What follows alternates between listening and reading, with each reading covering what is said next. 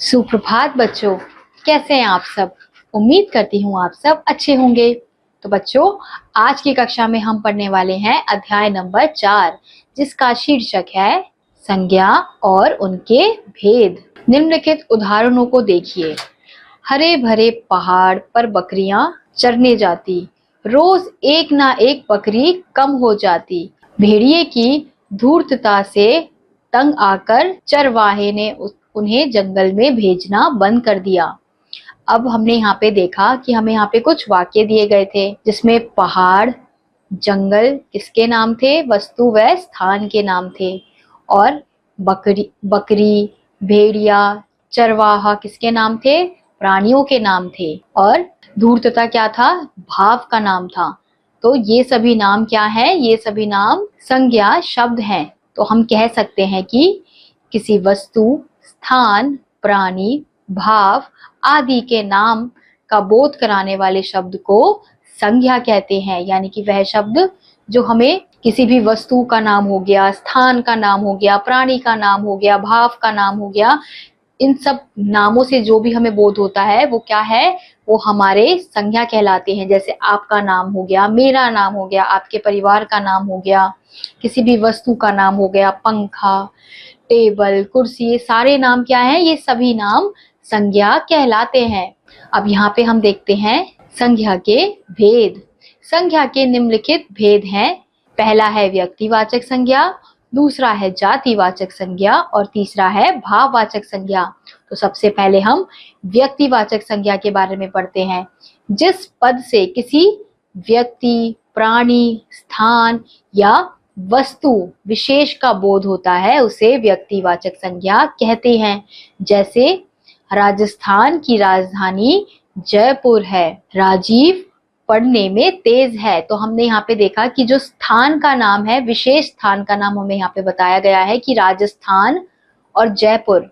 तो हमें ये तो पता है कि ये स्थान है, तो इनके नाम से हमें पता चला कि ये जो नाम है हमें विशेष स्थान का बोध करा रहे हैं। ऐसे ही राजीव पढ़ने में तेज है, तो राजीव क्या है? एक व्यक्ति है। तो किसी व्यक्ति का नाम यानी कि उसका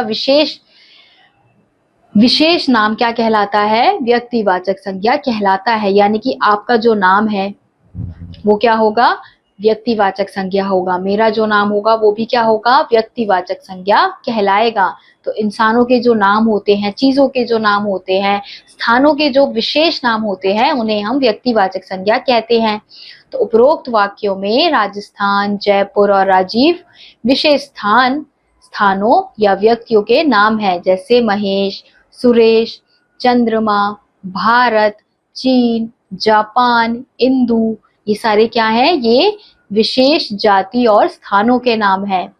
तो यानी कि किसी भी व्यक्ति, प्राणी, स्थान या वस्तु का विशेष नाम व्यक्तिवाचक संज्ञा कहलाता है। अब अगला है हमारा जातिवाचक संज्ञा।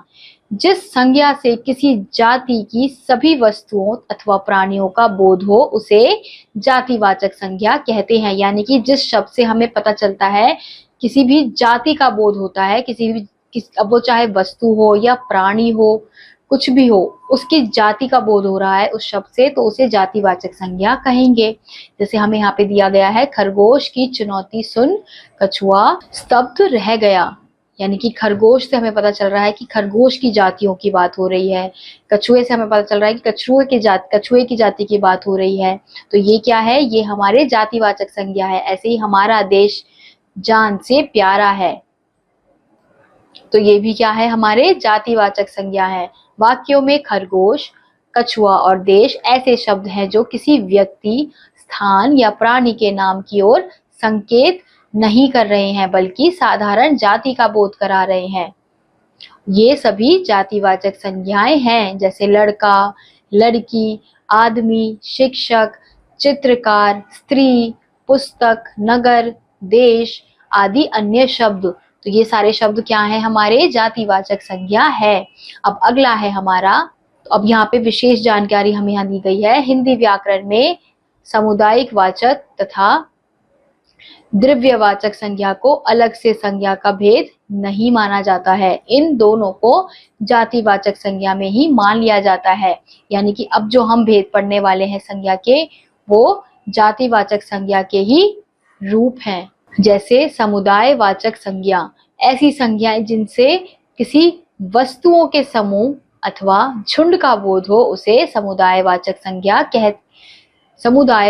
संज्ञा में ही मान लिया जाता है। जैसे भीड़, सभा, तो ये हमें किसका बोध करा रहे हैं? एक समूह का बोध करा रहे हैं ये शब्द, तो ये हमारे समुदायवाचक संज्ञा है। ऐसे ही अगला है द्रव्यवाचक संज्ञा, ऐसी संज्ञाएं जिनसे किसी द्रव धातु या पदार्थ का बोध हो उसे द्रव्यवाचक संज्ञा कहते हैं। जैसे दूध हो गया, तेल हो गया, सोना हो गया, गेहूं हो गया और आदि अन्य शब्द हो गए, उन्हें हम द्रव्यवाचक संज्ञा कहेंगे। अब अगला है हमारा भाववाचक संज्ञा, जिन संज्ञा शब्दों से किसी व्यक्ति, स्थान अथवा वस्तु के गुण, दोष, दशा या अवस्था आदि का बोध हो उन्हें भाववाचक संज्ञा कहते हैं। यानी कि जिन शब्दों से हमें पता चलता है कि किसी व्यक्ति की अवस्था, उसके गुण, या वस्तु की अवस्था, उसके गुण, या फिर स्थान की अवस्था, उसके गुण, दोष, जिन शब्दों से हमें पता चलता है उसे हम भाववाचक संज्ञा कहते हैं। जैसे हमें यहाँ पे उदाहरण दिया गया है, बुढ़ापा किसी को अच्छा नहीं लगता, तो बुढ़ापा शब्द से हमें पता चल रहा है कि ये अवस्था बता रहे हैं, तो ये हमारा क्या होगा? भाववाचक संज्ञा होगा। ऐसे ही आम में मिठास है, तो मिठास क्या हो गए? आम के गुण हो गए, तो इससे क्या, तो मिठास शब्द क्या होगा? हमारा भाववाचक संज्ञा होगा। तो ऊपर दिए गए वाक्यों में बुढ़ापा और मिठास किसी वस्तु के दोष तथा गुण है, ये भाव हैं, हम इन्हें केवल अनुभव ही कर सकते हैं। ऐसी संज्ञाएं भाववाचक संज्ञा कहलाती है। जैसे स्वतंत्रता, साहस, उदारता, सुंदरता, थकावट, तो यानी कि ऐसी चीजें जिन्हें हम केवल अनुभव कर सकते हैं, ना हम उसे छू सकते हैं, ना हम उसे देख सकते हैं, केवल अनुभव कर सकते हैं, तो उन भावों के नाम को हम भाववाचक संज्ञा कहते हैं। अब भाववाचक संज्ञाओं की रचना किस प्रकार से होती है? भाववाचक संज्ञाएं दो प्रकार की होती हैं।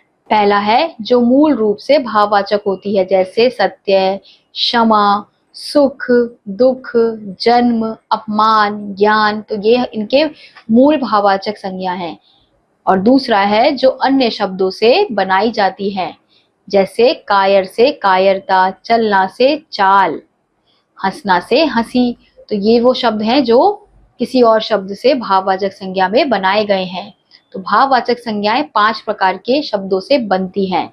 पहला है जातिवाचक संज्ञाओं से, जैसे मित्र से मित्रता, हिंदू से हिंदुत्व, और अगला है सर्वनाम से, जैसे अपना से अपनापन, स्व से स्वत्व। अब अगला है विशेषणों से, जैसे ऊंचा से ऊंचाई, पापी से पाप। ऐसे ही अगला है अव्यय से, जैसे धिक से धिक्कार, निकट से निकटता।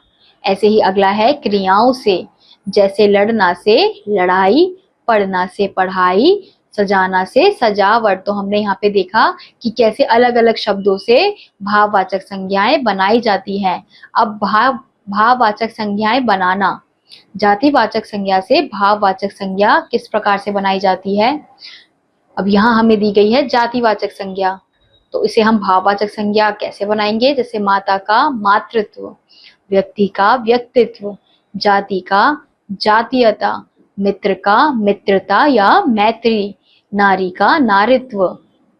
ऐसे ही यहाँ पे और जातिवाचक संज्ञा को भाववाचक संज्ञा में किस प्रकार से बदला गया है ये दिखाया गया है। अब अगला है हमारा सर्वनामों से भाववाचक संज्ञा, तो निज से निजत्व, अहं से अहंकार, स्व से स्वत्व, मम से ममता या ममत्व।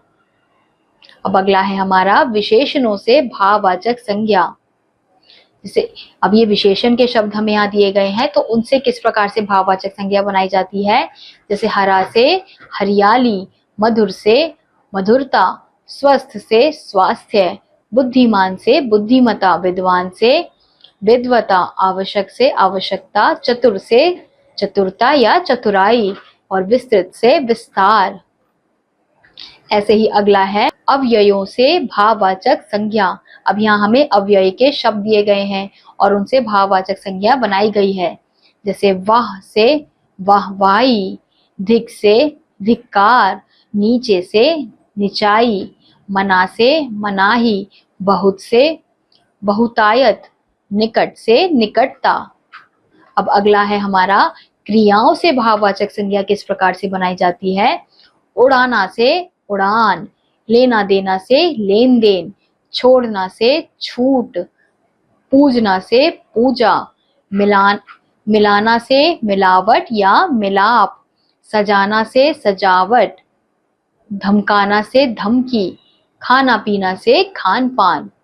तो बच्चों इसी के साथ आज का ये अध्याय यहीं समाप्त होता है। उम्मीद करती हूँ आपको ये अध्याय समझ आया होगा। मैं आपसे मिलूंगी अगली कक्षा में, तब तक के लिए नमस्कार।